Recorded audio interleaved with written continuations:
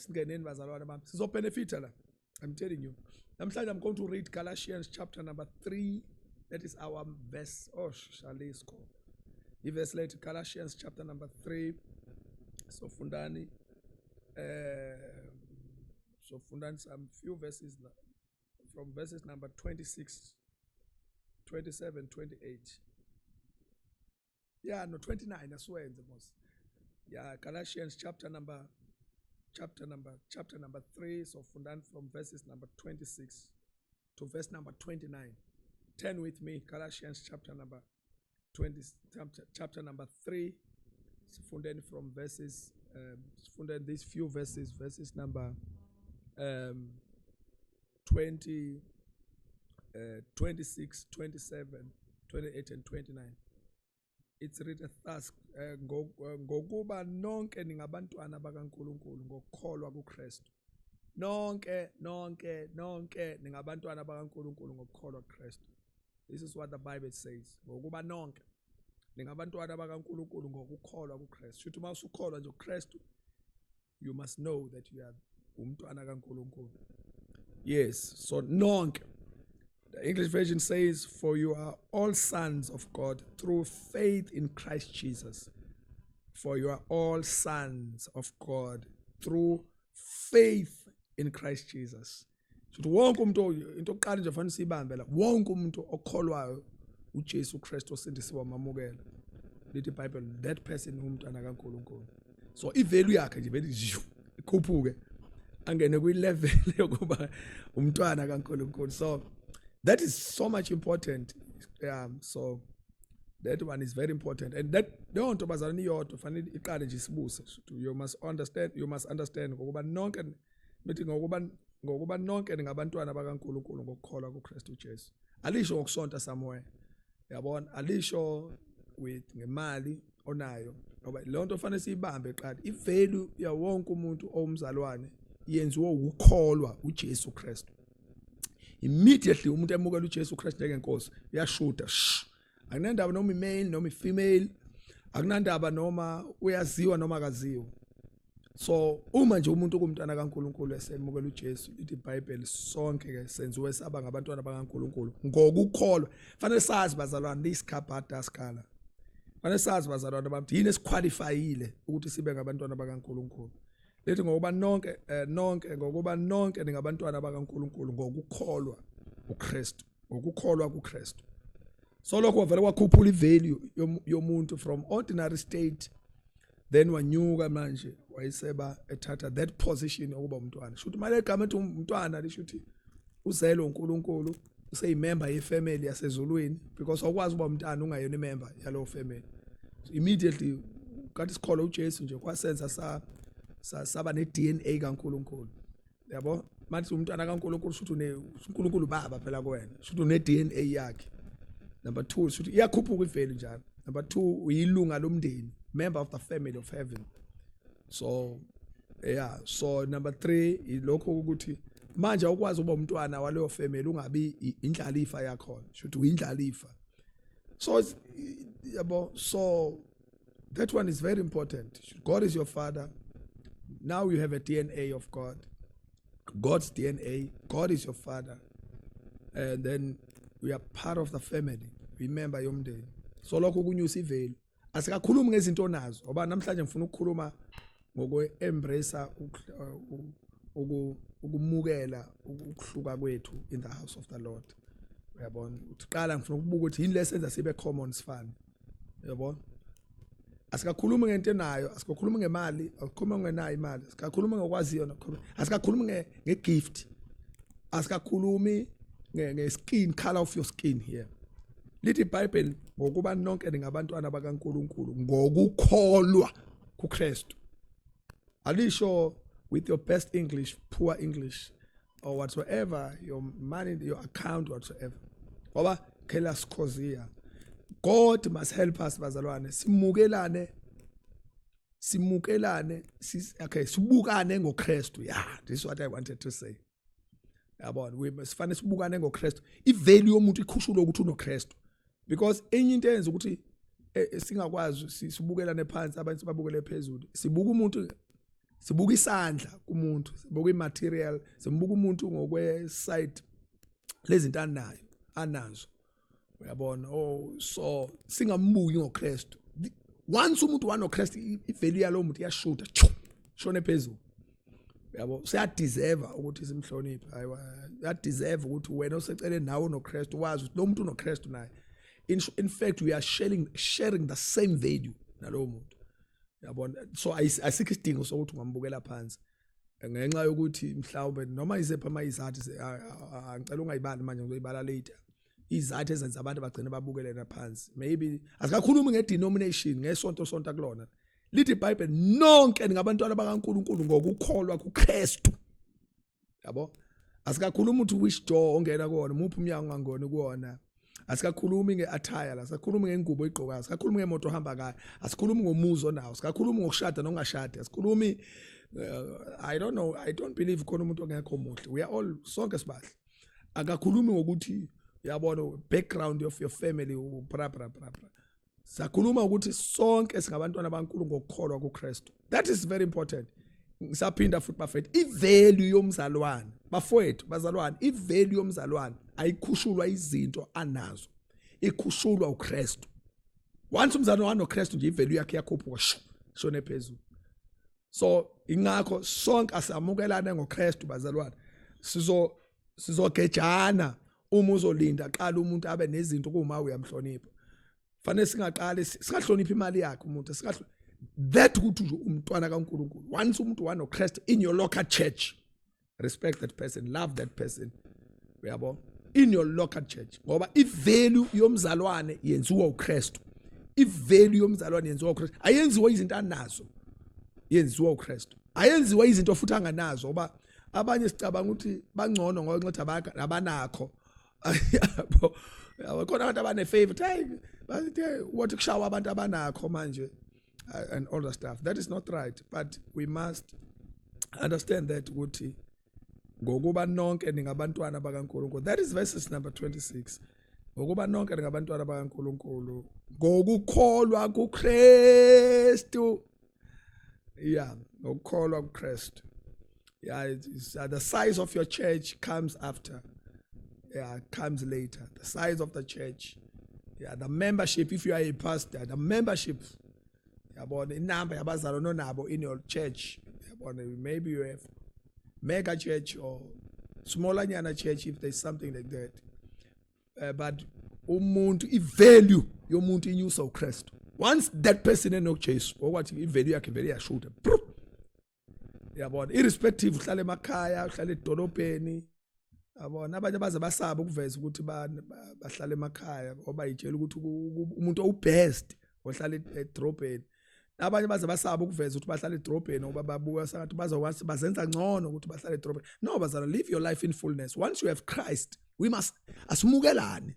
Yabona, simukelane. Wazi nje umukela yabona whatsoever. So that is very important. Once umuntu wanoKristu nje okwazi lo muntu ivalue yakhe isikhuphukile already.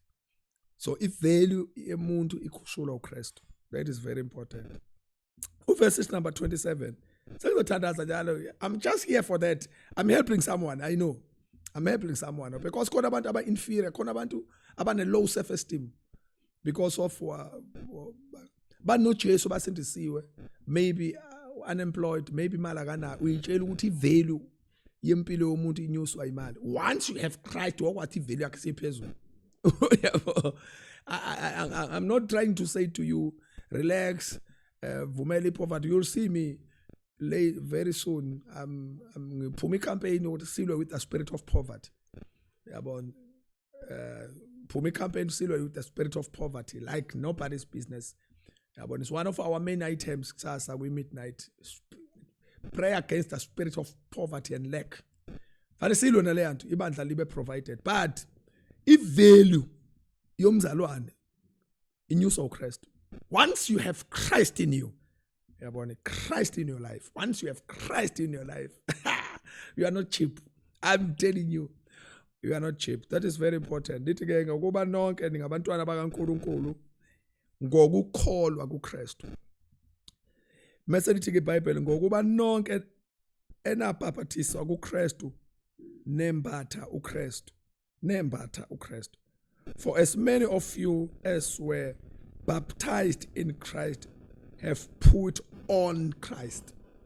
So that is very much ukhonyo zama ukhunya ivalue nje umuntu okholwayo ukuthi uKristu ufika bafethu Christ is everything, Jesus is everything. Once you have Jesus in your life, ivalue yakhe yanyuka. So that is very important.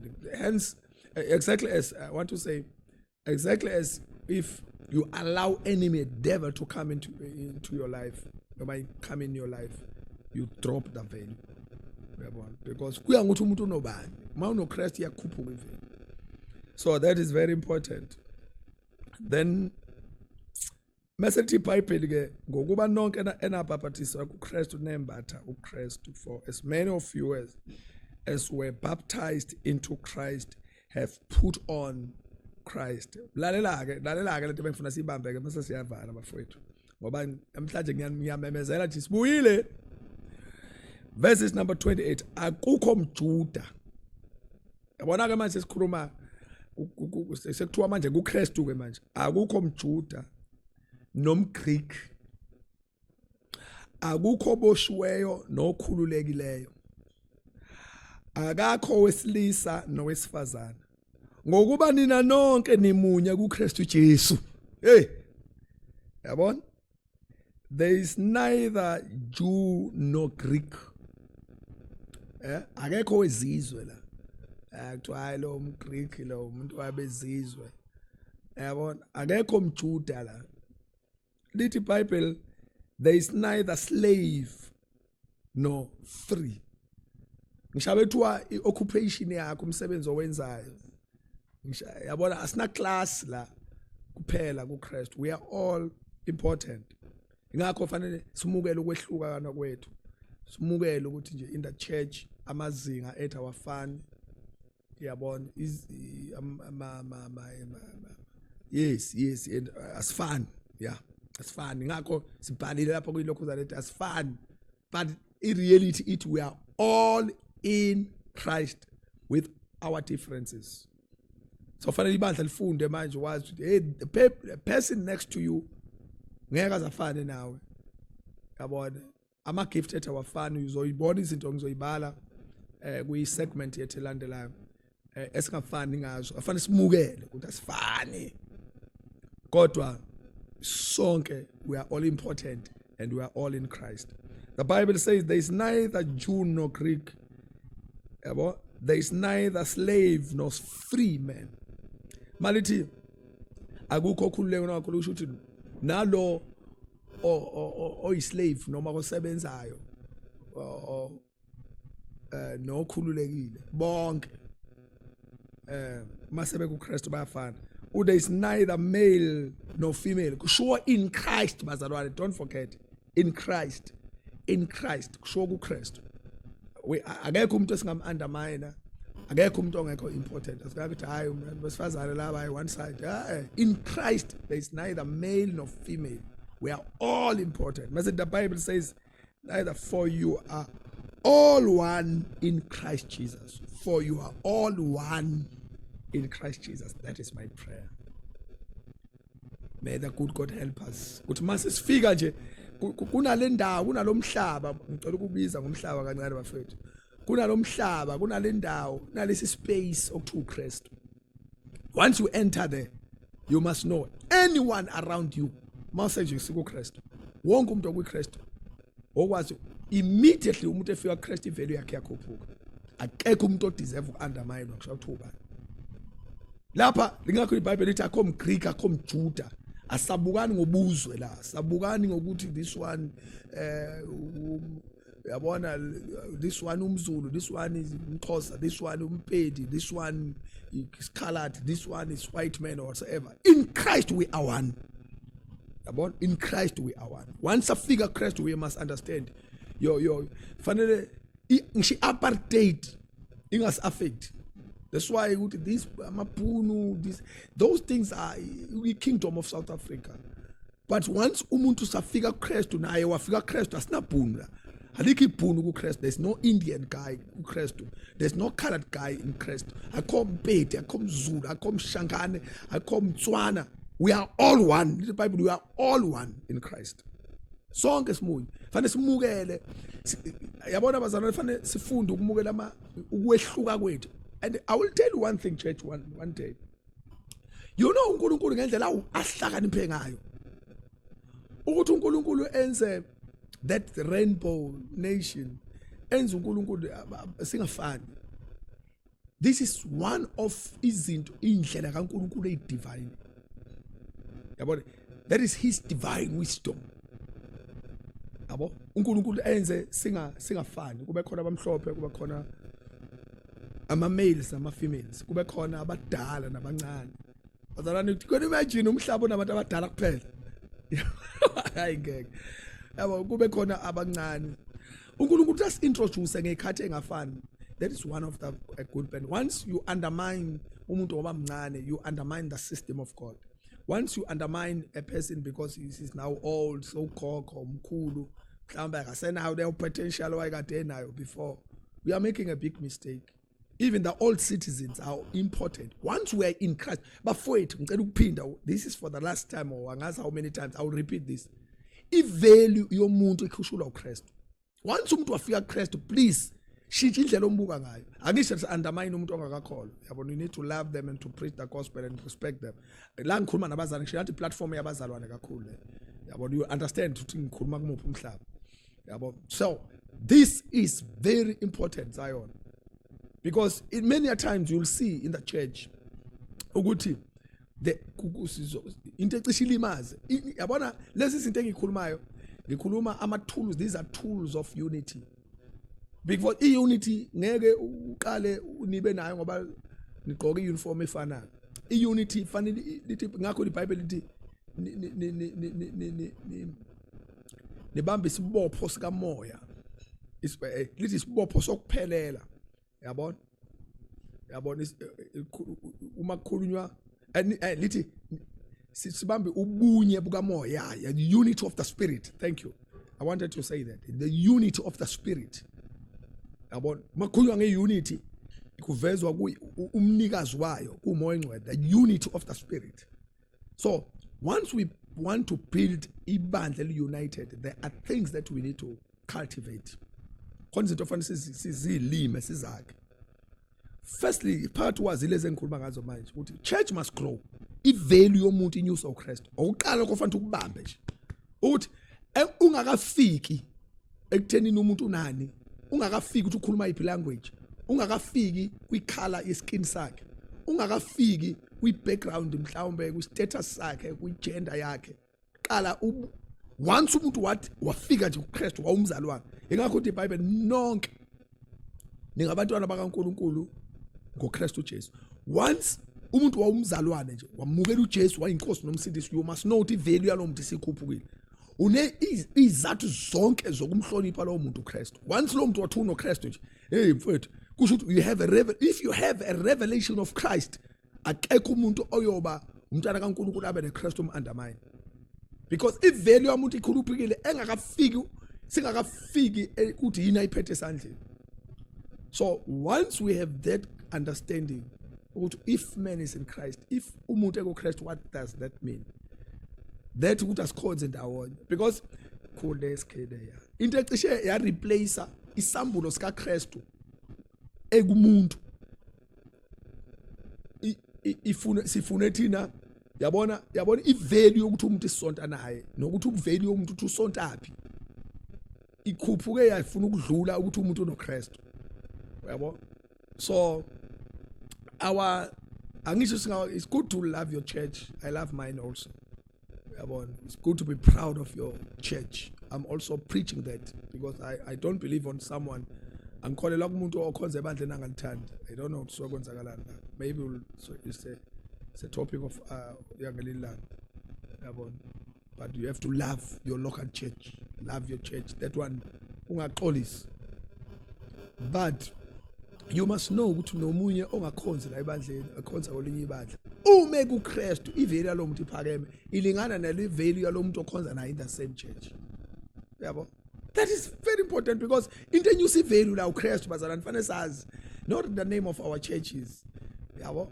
So that is so much important. You must know the person who khonza uNkulunkulu from that church, that person uneveli elingana nayakho nikhonza from that church. So that is so much important. You must understand the value yobuzalwane bazalwane yenziwa uKristu, ayenziwa izinto ama-gift esinawo, ukushumayela, ilimi efanayo, language efanayo, dress code or whatsoever. If value yomzalwane inyuswa uKristu, once Christ is in you, then boom, that person ngishilo athi yashoot ivalue yakhe shone phezulu. So that person so deserve ukuthi ungambuki ngeso lokum-undermine anymore. Lithi iBhayibheli sinale ngcebo ey'tsheni zobumba. Yabo? So please be very careful ukuthi we are treating each other so good. Yeah.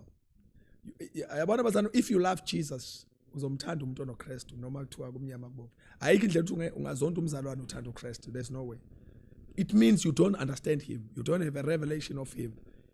If you have a revelation of Christ, if someone have Christ, you love that particular person because uzoyazi ivalue yakhe ukuthi iphezulu kangakanani.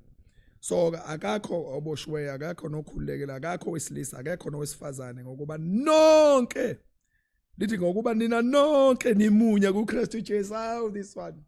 Ngokuba nina nonke kubalwa naloyo esingambalanga. Yabona, kubalwa naloyo esikacabanga. Nonke nimunye kuKristu Jesu.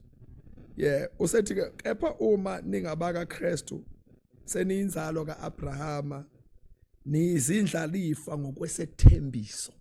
Oh, hey, hallelujah. Niyizindlalifa ngokwesethembiso. Oh, suthi nje once umuntu wathi unoKristu okwazi indlalifa leyo. Oh, wathi umuntu unoKristu okwazi ukuthi lo muntu naye uyinzalo kaAbrahama, uyinzalo yesibusiso, uyinzalo yokukholwa. Yabo, so umhlanganyeli wesibusiso, umhlanganyeli uyindlalifa yombuso wasezulwini. So that person deserves to be loved, to be deserve respect. Yeah. So akusena ndaba manje ukuthi umuntu emfishane une gift uyahlabelela kahle, hlabela akahlabeleli kahle, ngazo ubani ongahlabeleli kahle. Shuma into powerful, shuma ngaze angimazi ongashuma into powerful. Yeah, and all the stuff. So we are all important, church. We must learn to ukuthi ngeke abantu bonke bafane nawe, ngeke abantu bafane nabantu esikhonza nabo, ngeke abantu bafane nabo, but uKristu uzosenza sehluke for a purpose. But i-value enyusa umuntu uKristu. Yabo, so that is so very much important. And ayikho into ofanele sifake esikhaleni salokho. Yabo. So fanele samukele ukuthi sonke sifikile kuKristu. And uKristu wayeyadesigner, wasenza sonke wasidesignela icebo lakhe ngendlela ehlukahlukene engafani. Sengizovala njalo. Yabo, usenza uNkulunkulu ngokwehluka for a purpose. Njalo mangisuke ngikhuluma nje ngisebenzise ngisho sebenzisa izitsha, bona kune spoon, kune fork, kune knife, but zonke lezo nje ifoma cutlery. So kune angazi kunama plate mase kukhulunywa ngesitsha zomhlela, kunama plate, kunenkomishi, ishape yalonto ikhandelwe i-assignment noma ke i-purpose. Umenzi usuke yenza into eyenzela inhloso, into enkulu, i-purpose yokudalwa kwalo muntu nokwenziwa kwalo muntu. Kanti efika umuntu uKristu, number 1 impilo yakhe yashintsha. After that mase yaqala uKristu amshape, umoya ingcwele amshape manje, amshape ngokwe-purpose yokumsebenzisa. Omunye uNkulunkulu uyamshape abe in the form of a cup, ngoba umsebe i-purpose yakhe uyabona is to faka amanzi, into liquid, can be tea or whatever, water noma yini. Omunye amshape nge-platform ngoba ukuthi afake ukudla, dishwekele kuyena ukudla and stuff. Omunye amshape in the form of a bowl, omunye amshape in the form of a knife, because uNkulunkulu assignment ukuthi cut something, shape in the form of a fork, shape in the form of a spoon, because that is That is our differences. uNkulunkulu shape angeke sifane sonke ngoba assignment yethu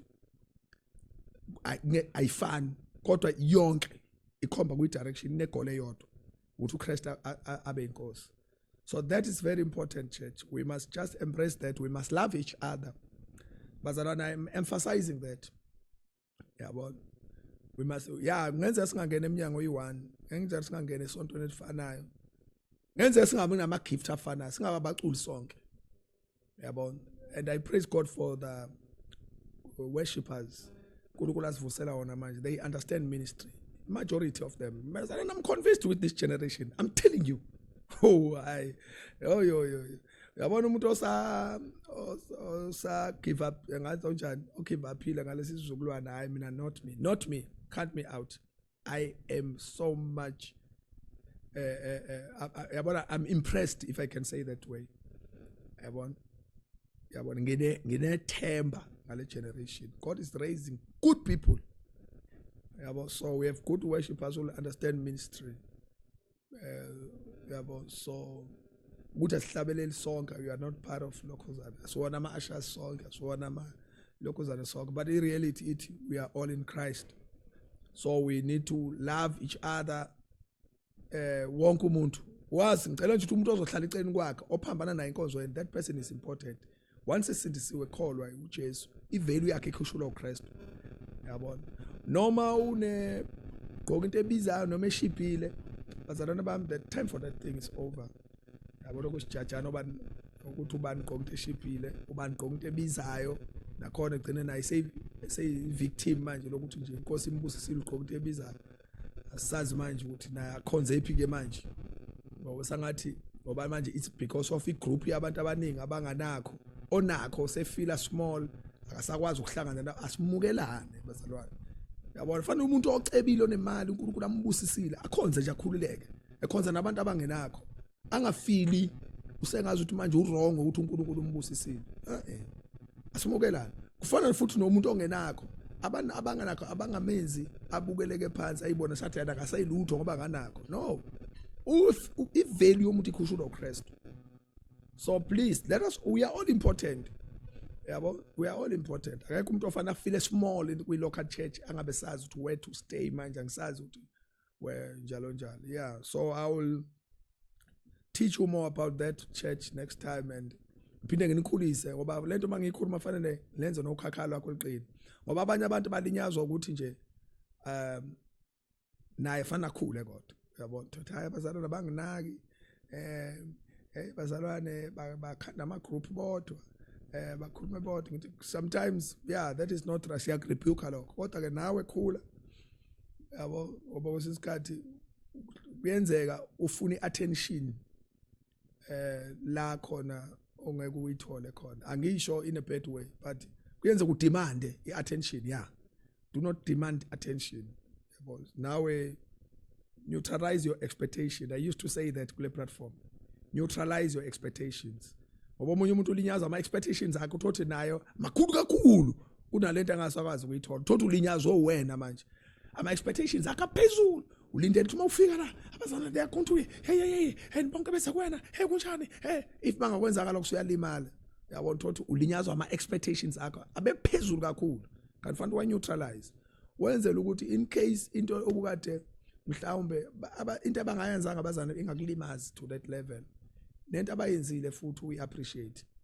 Yabona, uphila impilo that is high level of maturity. Yabo, so I'm trying to say to you, most yabazana abalimele kakhulukazi kulento lokuzana kwi local church uthothi ulinyazwa umuntu ushulweko ukuneutralize ama expectations akhe. I'm going to come back with that one. Uthothi uneutralize nje ama expectations. Umuntu o expect ukuthi mayisefikile people fanele bathi run to you and uthothi mabangakwenza ngalokho then uyalimala. Yabo, fana not as ministers of the gospel. Lithi iBhayibheli, by the way, the Bible says sizikhonzi zikaNkulunkulu abantu mabasazi. Yabo, iBhayibheli livumele ukuthi abantu, people who are anointed must be recognized. Yabo, it's an act of honor to the anointing. Lithi iBhayibheli mabasazi abantu sizikhonzi zikaNkulunkulu nabaphathi bemfihlakalo. yabo lithi abantu mabasazi. But kuyenzeka ufike kwispace la khona uthola abantu uyabona noma bayakwazi kodwa abakwazeli ngalendlela wena ozazi ngayo. Uyabona usulinyazwa ukuthi abantu abanginikile attention enkulu bukathi uyilindele, then uyalimala uthi hayi laba bazalwana laba hey uthola usunezinto eziningi ezinegative zolokhu uyikhomba ngabo kanti ukuthi abawamithanga ama expectations akho. So you neutralize your expectations. Yabona, you come to someone's house, you come to someone's church, you visit another church, neutralize your expectations. Yabona, thawa abazane bakulela bandla hayi abanathando. Kuyenzeka ngempela ngizokulungisa lokho ngabe nethando kwabazana. Kuyenzeka ukuthi ngempela abanalo ngoba bengenalo. Kwasikhothi banalo uthando ukuthi abafikanga abawerichanga abawamithanga ama expectations akho. Yabo, then kube into enjalo, but you need to neutralize your expectations. Mase sikhuluma futhi ukuthi abazalwane, you must understand bazalwane. Sikwazi asifani, simukelana ungafani kwethu. Asazi ngeke sifane. We are coming from different churches. We are coming from asimukele amabandla khona maningi. Yabona, asingayilo le ikhona. Amabandla khona ahlukahlukene, abazana bakhonza kwamanye amabandla, we must accept. Yabona, ukhonza kulela bandla, ukhonza kulela, ukhonza kuleli, ukhonza kuleli. As long as umuntu eKristu, ngoba uJesu umuntu esimfunayo, uKristu angene kumuntu. But I'm not here to defend amabandla that are not preaching Christ. Ningizwa kahle, ngikhuluma ngabantu abakhrele platform yabazalwane abakuKristu abasindisiwe bamukela uJesu njengenkosi nomsindisi. I'm not defending other things. Yabona, I'm not angifuni ukuba santi ngipromoter ukuthi abantu you are good where you are even if you are not ngamamukelanga uJesu. No, I'm not trying to do that because I can't. Angikwazi ngumshumayeli wezi, angikwazi ungabi neqiniso kuwena. Umuntu mangakafika uKristu, you owes ukuthi impilo yakho iseKristu. That one is a bottom line. Yabo. So may the good God help you. Thank you so very much. Sazi ukuthi in the church khona abantu engisobuye sibuye. Kudake ebandleni khona abantu abaphuwa, khona abantu abangenakho. I'm sorry to use that name, but iBhayibheli lisuwela senza lona kakhulu. Khona abangenakho, khona abantu abanakho. Yabona? So izinto afanele siyimukele lokho. Khona ebandleni khona abantu abadala, khona abancane. Fanele simukele. Ngoba kuyenzeka lama age groups nakhona uthoda wamukelana nomunye angazi ubona age group na sifani umdala. We praise God for that and mncane enjoy it. Yabo, siya ku young ministers ngomhla ka27 lapho Lundi ebandleni kaBishop Manqele eChrist Kingdom kwa A ngomhla ka27 June zoba kune young ministers, and one of the things that I teach there uthi hey umukele ukuthi umncane uNkulunkulu ukugcoba emncane appreciate ungazami ukuzenza mdala. Yabona, angisho ukuthi actor yiba childish, I know, ngithi ungazami kodwa usucabanga usulingana ukuthi people asebehamba ijeni ungayifaki pressure kana sting. Yabona, no 5 years uqalile ukushumayela, yazi yeah, then ufice ukhona abantu asebena 30 years njoba lona 30 years khona una 50. Yabo, so izinto fanele siyimukele lezo ukuze sikwazi ucebo likaNkulunkulu kuliphusha. Khona abantu abadala, khona abadala ngeage, khona abadala ngejeni. You must accept ngoba asifani. Yabona, so izinto lezo fanele siyibambe. We have simukele ukuthi we have different churches even in one local assembly. Noma ke in one assembly, not local assembly, in one local one assembly ebandleni elilodwa kuyenzeka uthola abantu bacwasana ngokwama locals, lo bazana baselokhuzana nabazana baselokhuzana. Ubonde, yabona, even in one assembly kube no lokhuzana. No, asimukelana bazalwane. We must understand ukuthi we are different. We have asimukele ukwehluka is plan, is a part of God's plan, divine God's plan. Uthi nje mina ngumpostoli Mbuyazi, I talk like this, I walk like this, I do like these things. Height yami nje, complexion yami nje. Yabona, wonke umuntu uNkulunkulu umnikeze something for a purpose. Kufanele simukelane. Otherwise, I love you with all of my heart, and I think nisizakele namhlanje bazalwane because the platform is just one of the cool platforms wesizokhulumana ngezinto esicabanga ukuthi siyayidinga. The only thing that we are going to do kulokhu sizokuthi we are going to take questions mase sibuya kule. Yabona le season